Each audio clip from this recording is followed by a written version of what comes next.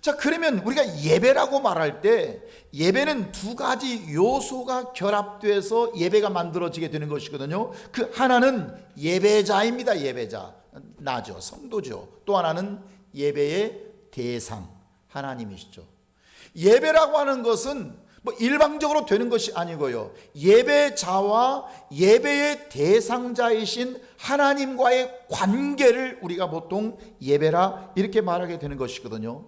그러면 이 예배자 성도가 예배 대상이신 하나님 앞에 나와서 예배 드릴 때 예배에서 정말 중요한 것은 무엇이냐? 나를 불쌍히 여기는 마음이에요. 나를 불쌍히 여기는 마음. 여러분, 하나님은 창조자이시고 조물자이시고 주인이시고 전능자이십니다. 그럼 상대적으로 나는 뭡니까? 나는 하나님이 전능자이시고 조물자이고 대단하신 분인데 그 옆에 뭐 친구가 됩니까? 사돈이 되기를 합니까? 나는 피조물이고요, 그분이 생명을 주셔야만 내가 생명을 받을 수 있는 미물과 같은 존재, 그분이 생사화복을 주장해서 그분이 생을 주시면 사는 것이고 그분이 살을 주시면 내가 죽어버리는 것이고 복을 주시면 복을 받는 것이고 화를 주면 화를 받을 수밖에 없는 존재, 이게 인간이거든요. 다시 말하면 나를 불쌍히 여기는 마음이에요. 그러나 예배를 어떤 시간으로 뭐 11시 예배 드렸다, 뭐 어떤 형식 설교를 들었다, 뭐 이런 식으로 나가면 예배를 관망하는 자에게는 나를 불쌍히 여기는 마음이란 존재할 수가 없는 것이죠. 오늘 본문에 가보겠습니다. 46절, 47절, 48절에 이런 내용들이 기록되어 있습니다. 예수님께서 제자들과 이렇게 여리고로 지나가시게 되는데 맹인 그리고 거지예요. 맹인과 거지는 뭐 비슷하지 않겠습니까? 길에 앉아 있다가 다윗의 예수님이 지나가신다는 그 소리를 듣고 그 맹인은 볼 수 없으니까 보지 못하는 거 아닙니까? 소리로 듣는 거예요. 듣고 다윗의 자손 예수여 나를 불쌍히 여기소서. 다윗의 자손 예수여 나를 불쌍히 여기소서. 많은 사람이 꾸짖습니다. 좀 시끄럽다, 소리 지르지 마라. 그러니까 이 사람이 멈춘 것이 아니라 다윗의 자손 예수여 나를 불쌍히, 48절입니다. 나를 불쌍히 여소서. 더더욱 소리 질러서. 이 사람은 맹인이에요. 맹인은 게 장이라고 하는 거 아닙니까? 길가에 앉아서 생존을 구걸하는 거지의 삶을 사는 거예요. 이 사람에게 무슨 별 희망이 있겠어요? 무슨 소망이 있겠어요? 운명적으로 소경에다가 그러니 가난해서 늘 다른 사람의 도움을 받아 살 수밖에 없는, 아무 희망이 없이 어제도 오늘도 동일하게 사람들에게 구걸하는 이 사람. 그런데 아무 소망도 없고 희망이 없는 이 사람에게 이 사람의 사는 비결이 무엇이고 이 사람이 사는 방법이 무엇인가? 이 사람에게 그것은 나를 불쌍히 여겨달라고 하는 그 마음입니다. 나를 불쌍히 달라는 마음. 내 삶을 돌아볼 때, 하루하루 살아가는 내 삶의 모습을 바라볼 때 그는 나는 불쌍한 자이다. 나를 좀 불쌍히 여겨주십시오. 여러분, 어떻게 해야 사실 말이 맞습니까? 고쳐달라고 해야 말이 맞지 않습니까? 우리식으로 표현하면. 그런데 고쳐달라고 말하지 않고 나를 불쌍히 여겨주십시오. 나를 불쌍히 봐주십시오. 이렇게 이 사람은 고백하고 있는 것입니다. 여러분, 우리가 오해해서는 안 되는 것이 예수님은 처지가 딱하다고 고쳐주시는 게 아닙니다. 예수님은 사랑이 많다고 해서 그냥 막 긍휼을 주시는 분이 아닙니다. 그 사람에게 무언가 능력자가 도와주실 만한 일을 해야 되는데 예수님이 그 사람을 속에서 무엇을 보셨냐면, 돕고 싶은 어떤 마음이 있었냐면 나를 불쌍히 여겨달라고 하는 마음을 보신 거예요. 나를 불쌍히 여겨달라고 하는. 여러분, 성경에서 예수님이 치유하신 사건들이 많이 등장합니다. 그들의 공통점이 뭐냐면 불쌍한 자들이에요. 불쌍한 자들.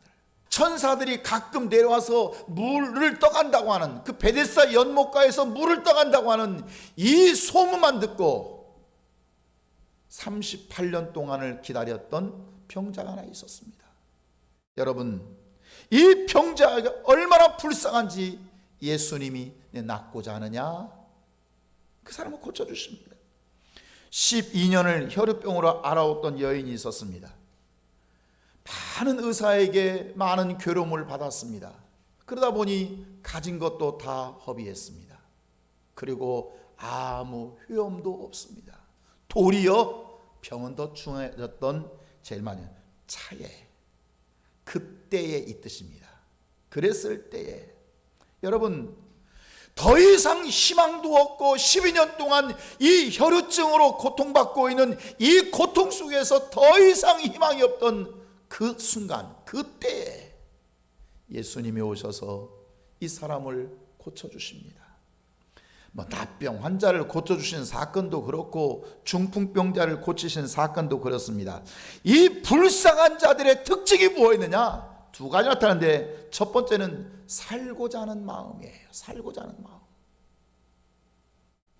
그들이 불쌍한 자들의 속에 살고자 하는 마음. 오늘 이 본문에 나타났던 이 거지에게도 살고자 하는 마음. 그래서 다른 사람이 시끄럽다고 잠잠하라고 소리 지르지 말라고 해도 그는 더 간절하게 살고자 하는 마음으로 소리치는 것입니다. 두 번째 특징이 뭐냐면 자신을 불쌍히 여기는 마음.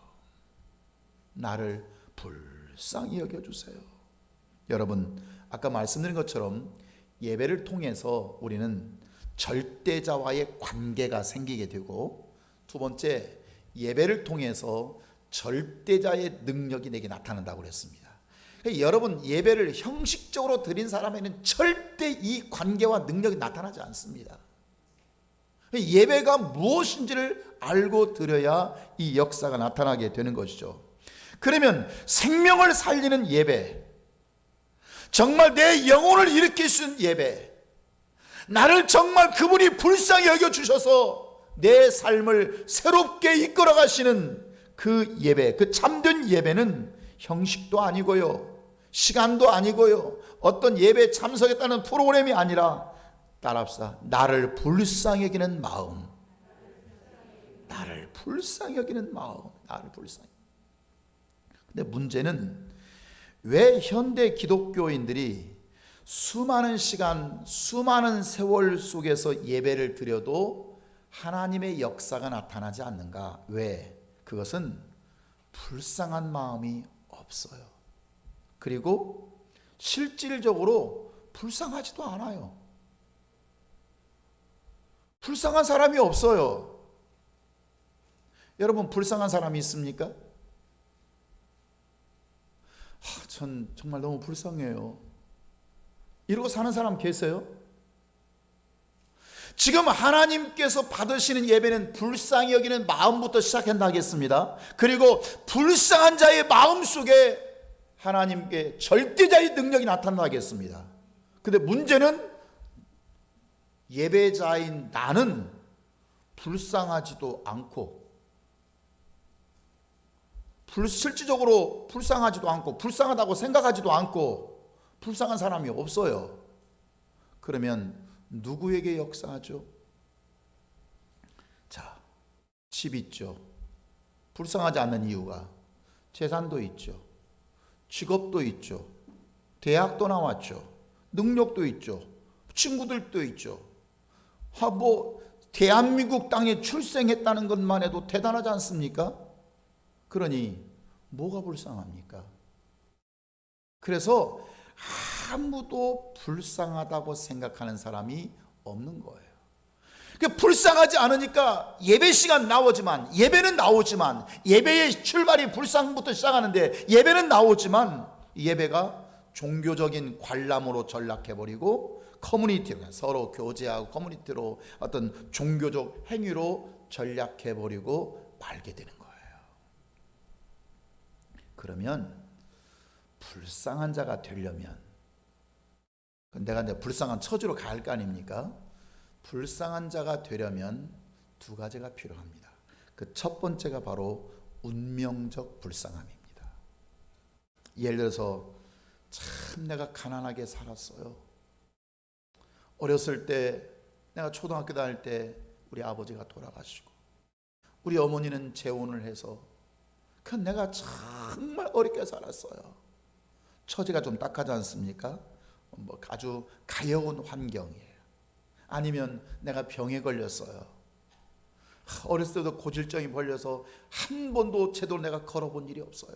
예를 든다면 내가 소경이에요. 한 번도 본 일이 없어요. 세상은 어떻게 생겼을까? 여러분, 애처롭고 딱하지 않습니까? 그러니까 운명적으로 불쌍한 자가 있어요.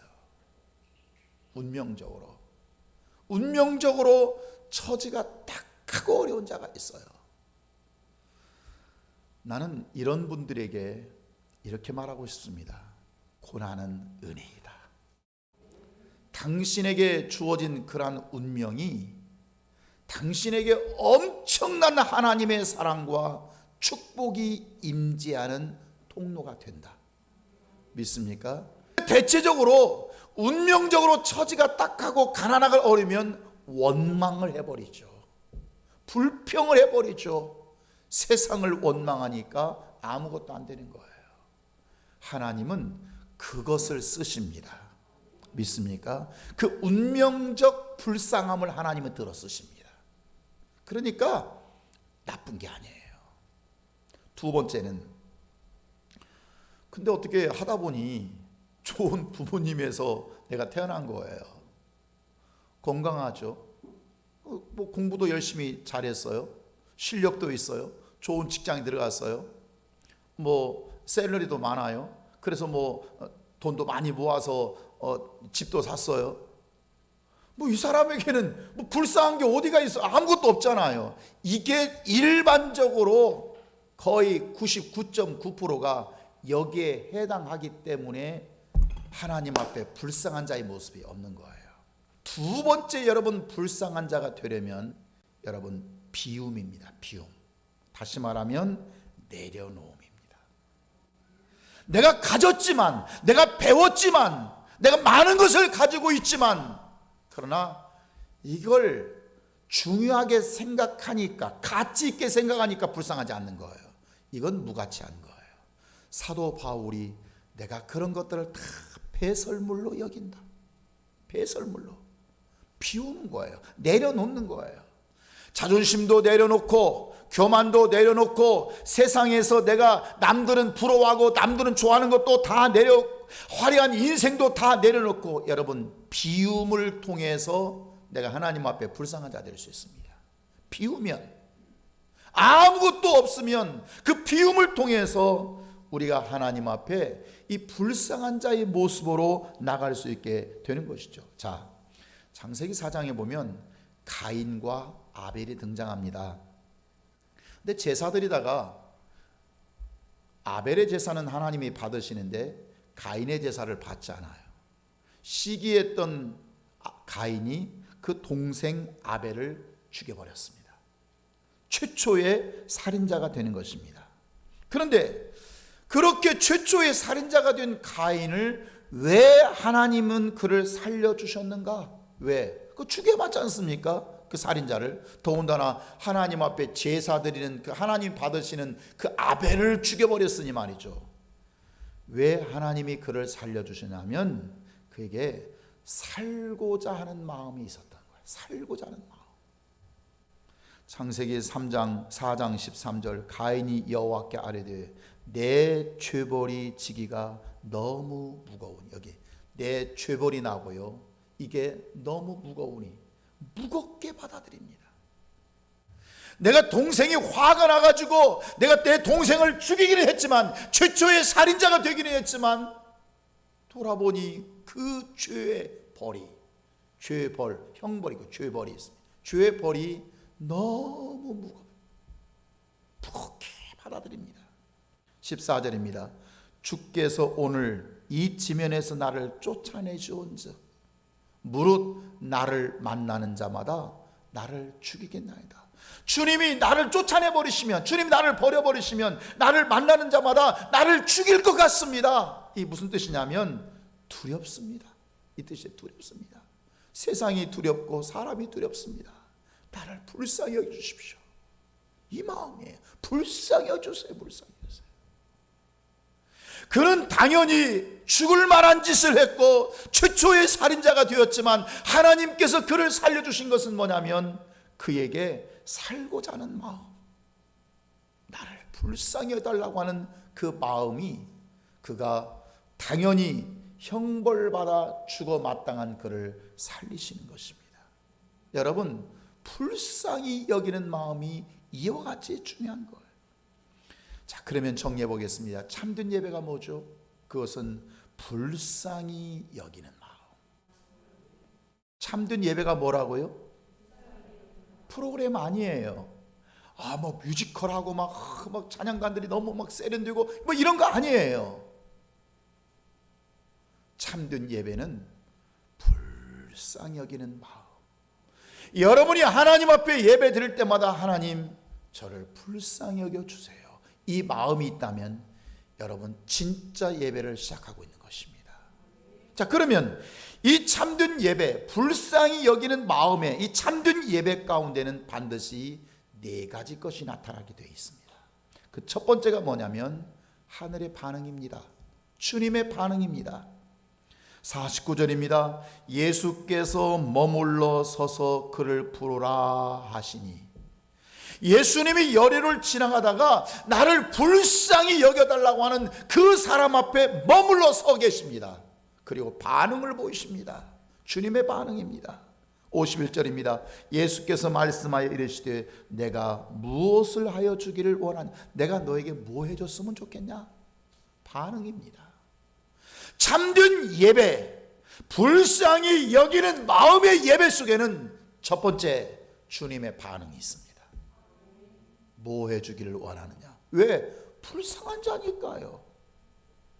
처지가 딱하고 안타까우니까요. 뭔가 자기의 안타까움을 부르짖고 애원하고 있으니까요. 불쌍한 자의 심령으로 가니까 하늘의 반응이 당연히 있죠. 뭐 해주기를 원하느냐? 두 번째 반응이 그 참된 예배 가운데 나타나는 반응이 뭐냐면 구원의 역사가 나타납니다. 구원의 역사가. 참된 예배 가운데는 내 생명이 사는, 그래서 52절 보십시오. 예수께서 이르시되 가라, 내 믿음이 너를 뭐 했느니라? 구원하였느니라. 구원하였느니라. 참된 예배 가운데는 뭐가 있냐면 항상 구원의 역사가, 내게 생명의 역사가 나타나서 내가 하나님의 자녀가 되었구나, 하나님의 백성이 되었구나, 하나님이 나를 구원하셨구나. 이 구원의 확신과 체험을 경험하게 될 줄 믿습니다. 세 번째, 참된 그 예배 가운데 나타나는 세 번째는 치유의 은혜입니다. 치유의 은혜. 주님이 나를 고쳐주시는 52절, 그가 곧 보게 되어. 그는 지금 나를 불쌍히 여겨달라고 잠잠하나 제자들이 그 제압하고 만류해도 더욱 소리 질러서 나를 불쌍히 여겨달라고 했던 그 의미 속에는 주님, 내가 지금 소경입니다. 내가 지금 거지의 인생으로 희망 없이 살아가고 있습니다. 그런데 주님께서 그 사람에게 보게 하시는 역사, 치유하시는 역사를 주신 거예요. 네 번째, 참된 예배 가운데 나타나는 것은 뭐냐면 제자의 도예요. 제자의 길이에요. 제자의 길. 이 다시 말하면 사명이죠. 그 52절 하반절에 그가 예수를 길에서 따르니라. 예수의 제자가 되는 거예요. 예수님을 따라가는 자가 되는 거예요. 그래서 참된 예배를 드릴 때마다 그 사람들에게 사명이 막 일어나게 되는 거예요. 어떤 사람 예배 드리고 나서 전 뭐 교사 안 할래, 저 성가대 안 할래, 나 뭐 안 할래, 나 회장 안 할래. 그 예배 잘 못 드리는 사람이에요. 진짜 참된 예배, 나를 불쌍히 여기는 마음으로 드린 자의 예배는 예배 드릴 때마다 주님이 나를 구원해 주시고, 주님이 내 인생 속에 반응을 보여주시고, 주님이 나를 치료해 주시니 내가 할 수 있는 것은 주님, 내가 주님을 따르겠습니다. 내가 주님의 허들의 일이라도 돕겠습니다. 주님이 시킬 일을 하겠습니다. 제자의 길이 만들어지게 되는 거예요. 뭐 성경 공부했다고 제자가 되고, 무슨 뭐 어떤 훈련을 받았다고 제자가 되는 게 아닙니다. 그저 주님의 은혜를 받으면 주님을 따르고 싶은 마음으로 충만할 줄 믿습니다. 말씀을 마무리하려고 하는데요, 이스라엘의 멸망은 위선적 예배 때문입니다. 이스라엘 백성들이 평생 동안 모세 시대 이후부터 제사를 수없이 많이 드렸지만 그 제사가 어느 날 위선적으로 변해버렸을 때, 그때부터 그들은 멸망합니다. 그래서 에레미야 선지자, 아모스 선자들이 강력한 지적이 뭐냐면, 너희들의 그 위선적 예배를 바꿔라.